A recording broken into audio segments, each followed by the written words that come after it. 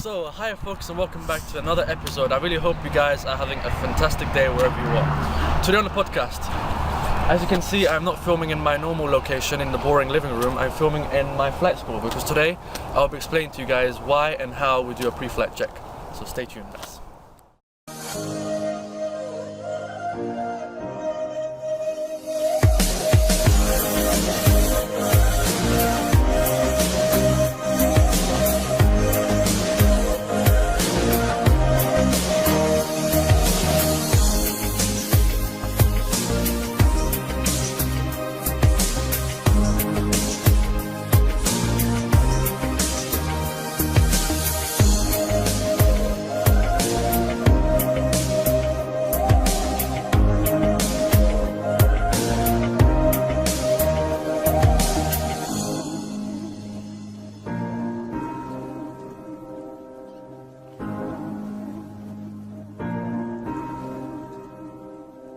So, welcome back guys. I get a lot of questions about why we do a pre-flight check, what's so necessary about it, and the simple answer to that, well, it's not really that simple.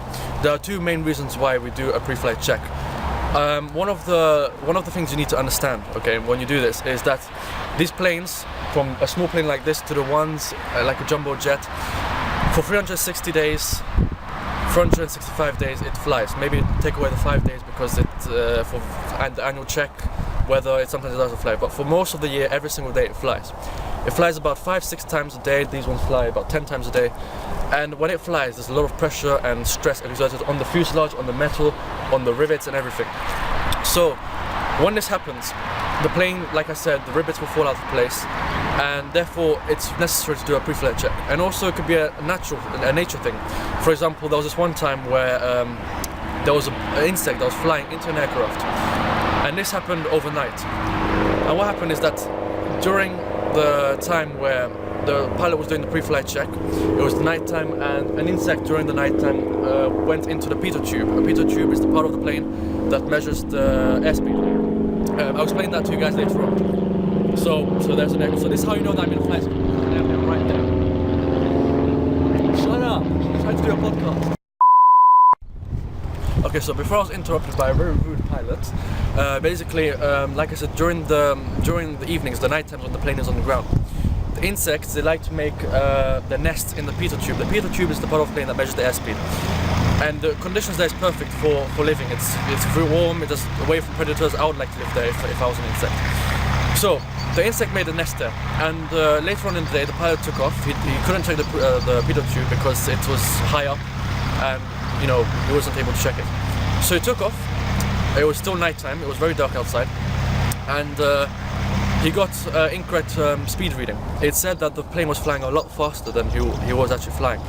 So obviously, a lot of airlines, with airlines, the procedure is to fly at a very slow, well, not slow speed, but at a certain speed for nose abatement procedures and other things. So he slowed the plane down, and he didn't realize that he slowed the plane down a little bit too much, so slow that the plane actually stalled. It didn't have enough air to keep it up, and the plane crashed, killing 110 people.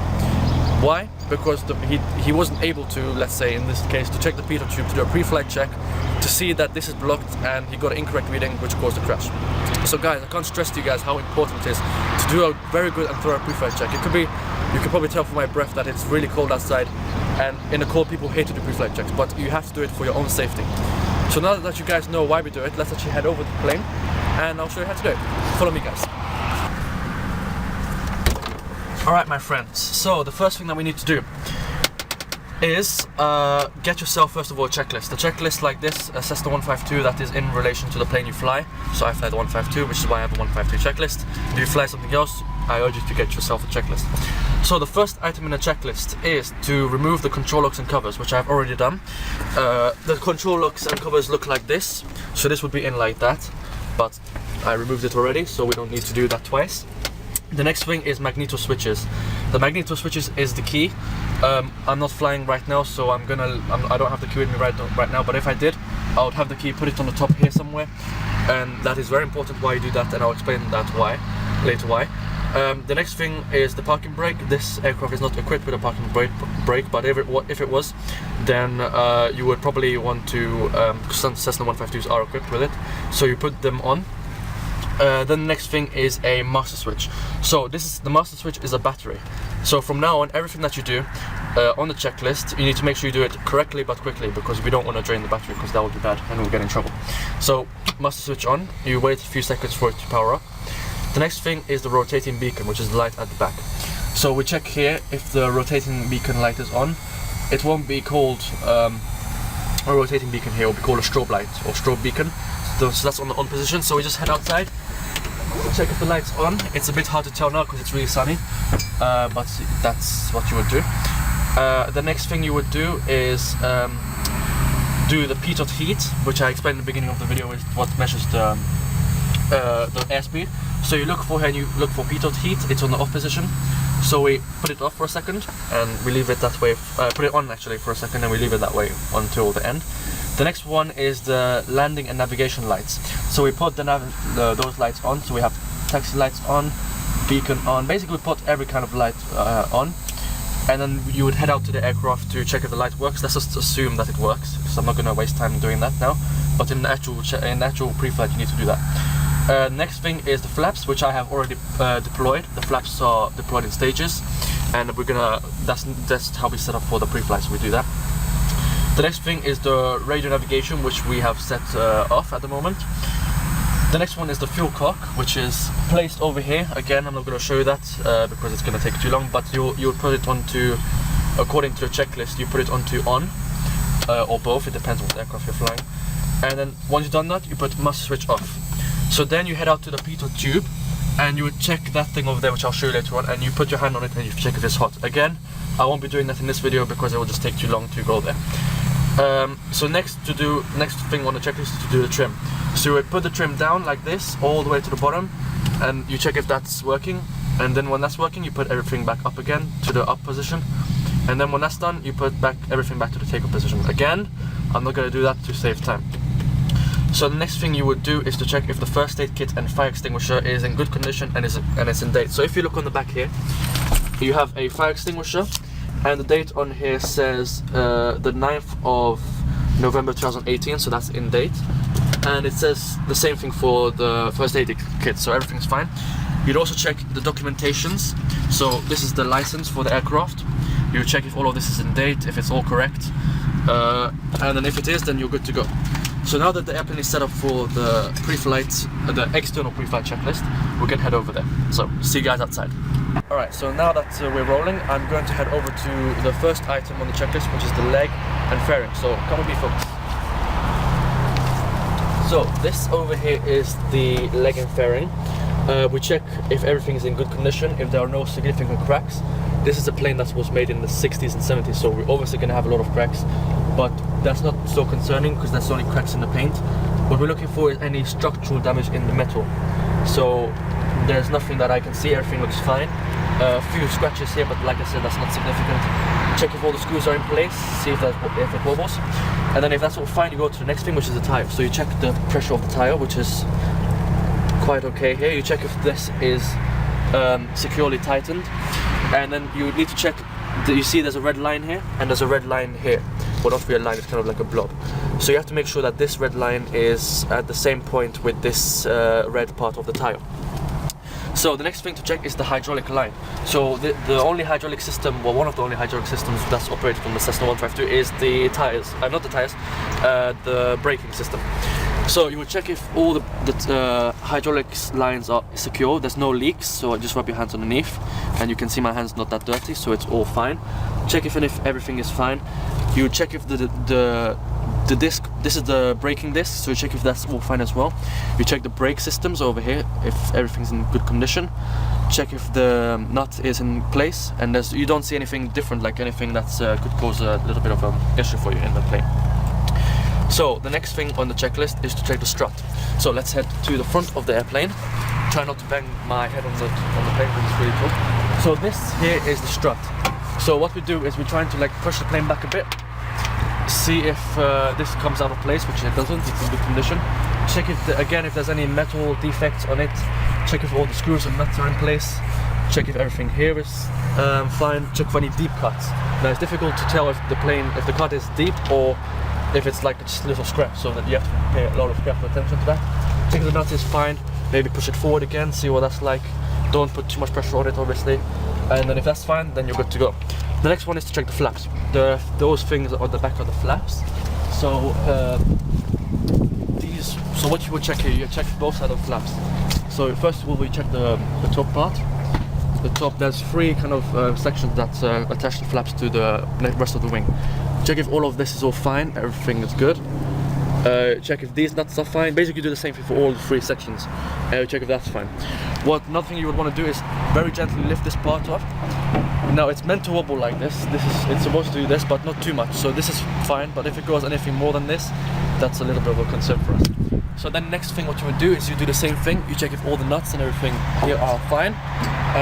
To save time, you can assume that everything here is in perfect condition. You check the nuts and bolts.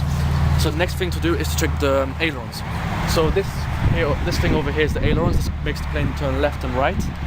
So what you would do is you would push up, and you should see the yoke in the cockpit move to the left, and then you push down, see if the yoke goes to the right, and see if it works perfectly. And then do the same thing for the flap. You check the nuts, the bolts, everything is in good condition, everything is fine, no breaks, no metal defects. Lift it up, check if everything over here is fine, no defects, we're good to go.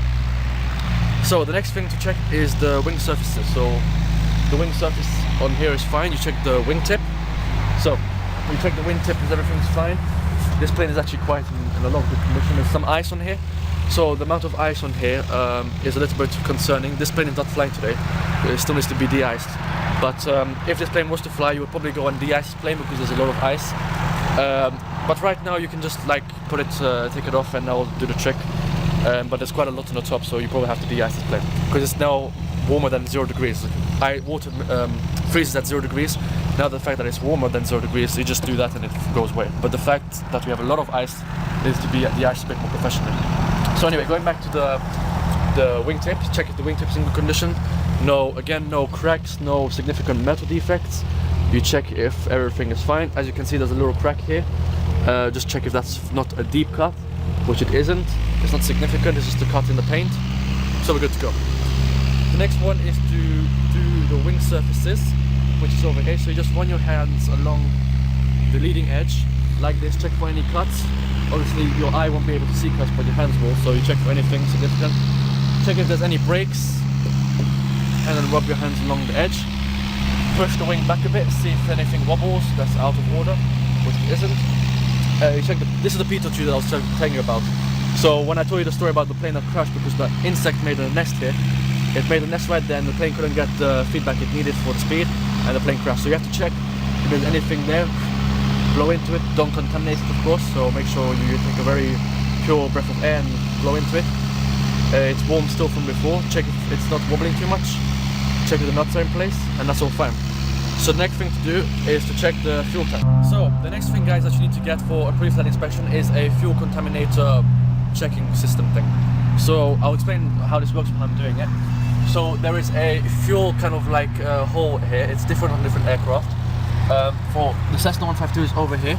So you'd put the long part in there, in this hole, and you would just basically push in, drain a little bit of fuel, and check for any contamination. So what we're looking for is any water particles. Water will float on top because, actually no, my bad. Oil will float on top, so we will have 2 layers which will tell us if we have water. And also if there's any debris, so we put it against the fuselage like this because the fuselage is white and it's quite clean. And then you look very close if you see any contamination. This fuel is actually quite good, it's not really contaminated. And then when you're done, you just put it on the ground. Now, in some places it's illegal to do that. Here in England it's fine. I think in Florida it's quite illegal to do that, so there's a special place where you put the fuel. And then when you're done, you just put it back, and then you do the same thing for the right side. So the next thing that you need to do with fuel is to check actually how much fuel we have. Now we have a fuel gauge in the cockpit, but sometimes it's not really that reliable, so it's better to visually check how much fuel we have.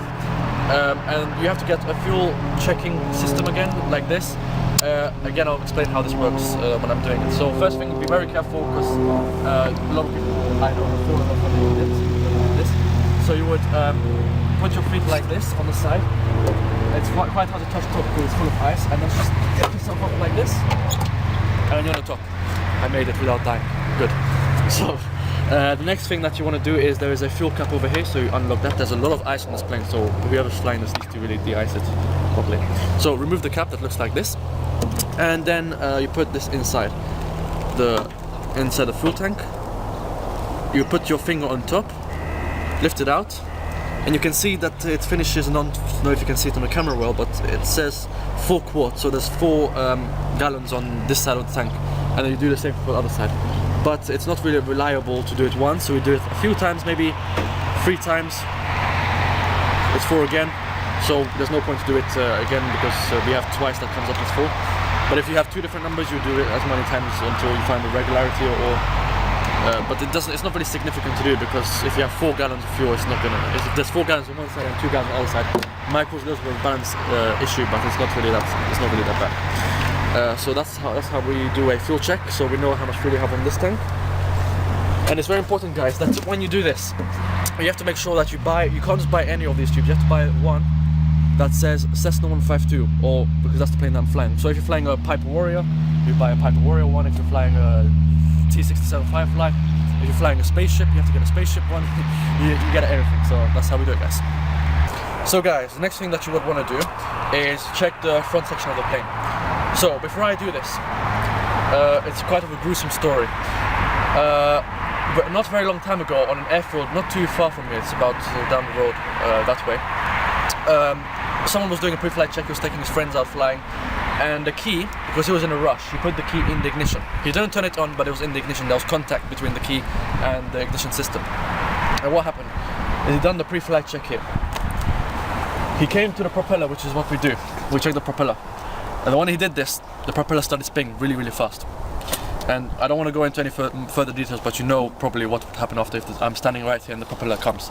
So it didn't happen too far from here. So my instructor told me this, and this is from now on. I always make sure that I have the key in my hand or on the desktop over there. Make sure it's inside and not in ignition, because if it is, you don't want that. Okay, so when it comes to the front section, again follow the checklist. You check the port cowling. Port means left, so this is left. You check the port cowling, same thing as we did before, guys. You check for any screws. Let's remove the ice over here. I probably just got frostbite now from doing that, but still it's not that bad. So check for any bolts that's out of place. Check for the general condition of it. Check if all these nuts are in place. There's no bent metal. There's a nut that's missing over here. Right here, there's a nut missing. So that's actually not good. So I'll probably say that when I go back. Yeah, there's a nut missing there, so I'll probably have to report that. But that's why you have to do a pre-flight check, guys, because you have to make sure that everything is good, because that could actually lead to a plane losing part of itself when it's flying. So this could fall off, could hit the engine, you might lose the engine. That's not good when you're flying. If you don't check this and this falls off, you know what would happen if we're flying, and you're not gonna have a good day. So, yep, nuts missing, and also check for there's a few cracks here. And they don't really do that good job fixing it. They put duct tape. Well, not duct tape, this is actually aero tape. It's a good temporary solution, but if for the long term they need to reinforce this with something else. There's a little crack here. This is not really going to affect that much people. It's a little bit wobbling. That will probably report it, and that's why it's probably here, because they're gonna fix that. So just check the general condition of the aircraft, like I said. Check underneath. You check the wheels again. Check if everything is good. Check the tire pressure. Check if all of the suspension, everything is fine. Check the hydraulic lines over here. Check if there's no nuts out of place. Everything's in good condition. A little bit of oil, which is good. I'm gonna mark my spot there. And there, just check everything's fine. Check if the tire pressure cap thing is in place. It's not loose. It's not gonna come up mid-flight and you use your tire. And check if the wheel disc is in good condition as well. So when that's done, the next thing you would go to is the... See, this is another thing, you have to always remember what your last item was. So we've done the windscreen. So check if the windscreen is in good condition, all the bolts are in place. I'm going to go to that side to check that side afterwards. Everything is fine, there's nothing that's out of the ordinary. And then the next thing we'll check is the front of cowling. So we check the nose wheel, that was the next item. And then we go to the front of cowling. Check if the cowling here is all fine. Check if this is all in good condition. Look inside. Now another thing that happens overnight is birds like to make their nest in here. Not myself, but I've heard of a lot of people who came early morning like this, and then I found a big bird nest over here. So check if everything's fine, check if this is actually the propeller, this is all fine, it's not cracked or anything. Check if this is all fine, check inside the engine. Obviously don't put your head that much inside, and do the same for the other side. And we come to the blades. So again, make sure that you have the key in your side, because if it starts spinning, then you're gonna die, obviously. So check if everything's in good condition. The blade is perfect, there's no cracks, no major deep cracks, and no metal fatigue or metal kind of like defects. There's a small metal defect here, but that's not gonna affect that much. As long as it's like a small little defect, it's fine. If it's a big one, then you will get that support. Check the other side behind, that's all fine. There's no cracks, it's not gonna fall off halfway through the flight. Do the same for the bottom one. Check if this is all fine. Check the nose and the front of the propeller. Check if all the nuts and bolts are in place. And then you come to this side, so we check the windscreen again. Check if this is all in good condition. And now we want to check if there's a good fuel drain. So again, there's a lot of ice, so we need to clean this. So we open this, and here you have kind of like the oil system. So what you would do is you would untighten this. This is the oil, and kind of like if you have a car, if you own a car, if you know how cars work, it's the same exact thing. We have kind of like the oil thing here, so that you can see. Okay, put it back in before I spill it everywhere, and then you just wait until you see the numbers, and you can see how much there is. So it's about 5.5 quarts of oil, which is it's all right. So put that in. Just check the general condition inside. Check everything, if everything, there's no like cables or wires or hydraulic systems that's out of place. Check the general condition of this system. The fuel drain, so I'm gonna pull this, and then you should see the plane losing some fuel there. So we check if there's a good sufficient fuel drain, which it has, which is over there. So I'm gonna do that again over there. Now, why is that important? Now, engine, fuel. So we want to see if there's a good connection between the wing and the fuel system in the engine, in the wing, and if there is a good connecting system that goes there. So if there's a good pressure of fuel coming out like this, it means we're fine. If there's hardly anything coming out, that means there's something wrong in the inside. The engine's not going to get any fuel because there's a leak somewhere. So if that's all secure, we just clear it from the ice a bit. We put that down. So then when that's done, you will go to do the same exact thing as what we did on that side, but you would do it on the right hand side of the aircraft.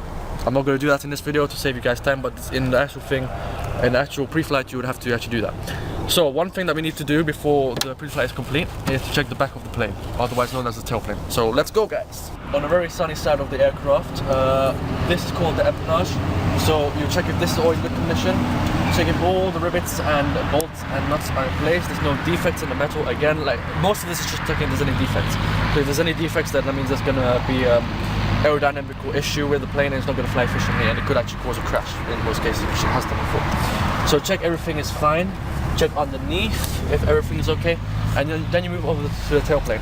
Now, it's quite concerning how much ice there is on here. You can see it's coming out. The ice will affect the aerodynamics of the aircraft, so it won't fly efficiently. So if anyone wants to take this plane flying, then re-fly it properly and de-ice it. So this is the elevator. This is what makes the plane go up and down. So check again, before you do anything, check the general condition of the tailplane. This is all the tailplane. Check if everything is fine. There's no nuts and bolts defects that could cause any issues. So then you would lift the elevator up, and then you'll just check if all the nuts and bolts are in place over here. Check if everything is fine. Check if underneath there's no significant cracks, defects. Check this system here. You can see there's a line here. This is the elevator, and this is the trim. So this is what gives pilots a little bit extra help when it comes to controlling the airplane. So then you would just check underneath if everything is fine, it's connected here, there's no bolts missing. Check if the skin is good, everything is fine, which it is. Then you'll come over to the rudder. So the rudder is what makes the plane yaw to the right and the left, which is good for crosswinds when you're coming in severe weather. Check if your VOR antennas are all fine, it's all connected, nothing's that bad, nothing's going to cause any issues with navigation. And now when it comes to the rudder, we're going to move it to the left, and we're going to move it to the right. But don't ever touch this part. I made that mistake once before, and it actually bends the metal, and it could cause a little bit of an issue for control. You take the most, this part here, you take the most strongest part of the rudder, and you move it very slightly, not that much, but very slightly, just enough so that you can see inside here. Check if everything is in good condition, everything is fixed together, the bolts are in place, nothing's coming out, there's nothing that's out of ordinary.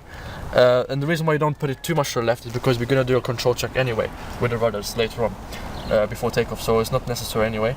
Just must check if it goes that much to the left, see all the nuts and bolts, and when that's done you would push this to the right, and then you do the same thing. Then you do the same thing on this side, so you just check if everything's fine, nothing's out of ordinary. And in this case everything is fine. Check over here as well, you do that on that side as well, I forgot to do that. And then you take the top, check if everything's fine. And then you do the same thing with the other elevator, just check the rivets are in place. This one hasn't got a trim tab, so when you deploy some trim it makes the plane a little bit dual, which is something to keep in mind. Check underneath if everything is fine, all the bolts are in place. It's quite hard to see like this because there's not much of a difference, but you can get a general image. And then you can also check through here as well. And then when you're done and you're happy with the aircraft, you step back away from it slightly, like this. And then you will check the general condition of it. Is the plane sliding to the left? Is it down on one side? Is it to the right on one side? Is it... You can see something that you didn't see in the pre-flight, like there, for example, an empennage has a defect. So when that's done and you're happy to go, that means you're good to go, and when you're happy with the pre-flight, you are good to go for your flight. So that's it really. So guys, that's it from me today. I really hope this gave you an insight on how to do a proper and thorough pre-flight check. And that's all I really have to say. I hope you enjoyed this video like I said, and until next time guys, stay safe out there and I'll see you later. Bye bye.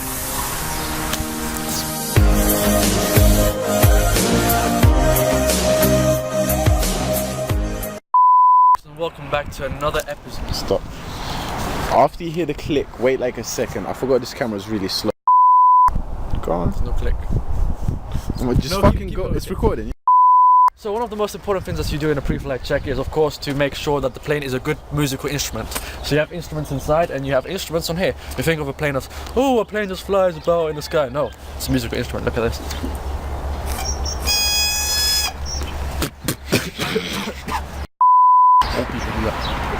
Got that on camera. So welcome back guys. So a lot of questions that I keep Welcome back guys. Alright, go on. Sorry.